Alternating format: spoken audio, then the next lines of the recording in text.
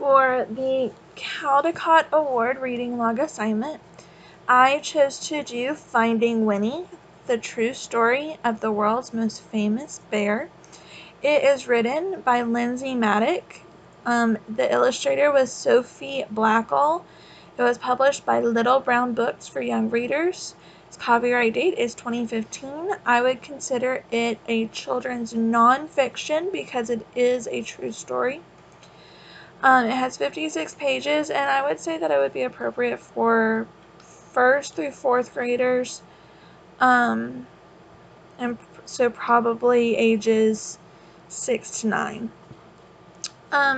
The story is about, well, it starts with Lindsay reading to her son Cole, and she's telling him a bedtime story, and the story that she tells him is about a veterinarian in World War II named Harry.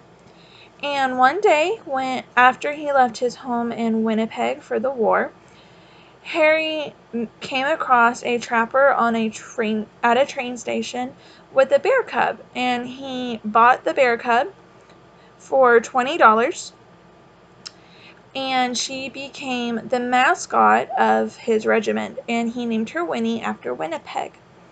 Winnie traveled across the ocean with their regiment, and she even was assigned her own post, and she got to be in the pictures with them as well.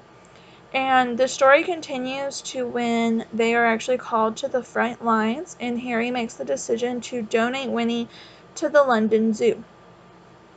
At this point, Lindsay says that Winnie and Harry's story has come to an end, but Winnie does make a new friend, and that friend is Christopher Robin Milne, who is the son of the famous author A. Milne. And Christopher Robin and Winnie develop a great friendship. He's even allowed inside of her enclosure to play with her. And she inspires his teddy bear's name, Winnie the Pooh, and after which A. Milne wrote all of his very famous stories. And then Lindsay does say that that's how Winnie inspired the world's most beloved bear. Now, the story ends with Lindsay telling Cole that they are very much connected to both Winnie and Harry, because Lindsay is actually Harry's great-great-granddaughter, and since Harry's last name was Colborne, she actually named her son Cole after him. At the very end of the book, there's also an album, a photo album, that shows all of the very real pictures.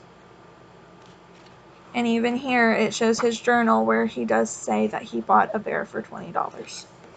And then back here, there's a picture of a much larger Winnie with Christopher Robin.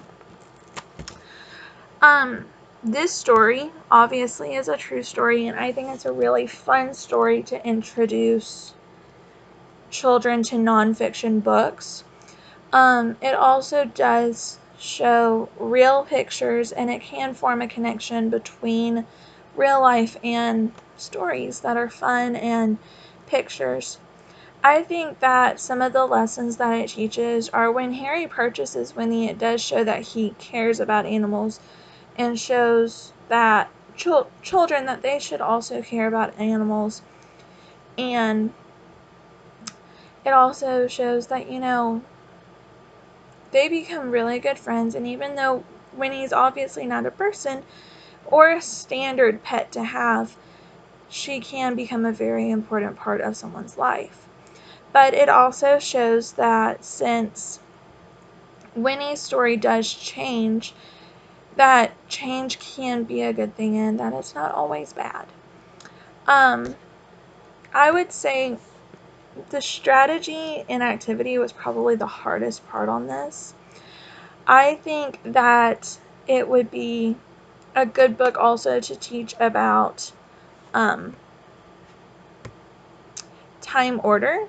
And so I would have the students make a timeline starting with Winnie as a cub, with her mother being presumably killed by the trapper, and then Harry finding her and continuing her story all the way until she meets Christopher Robin, and then what happens to her afterwards, which is briefly detailed in the album of the book. So that's it. So Finding Winnie by Lindsay Maddox, and illustrated by Sophie Blackell.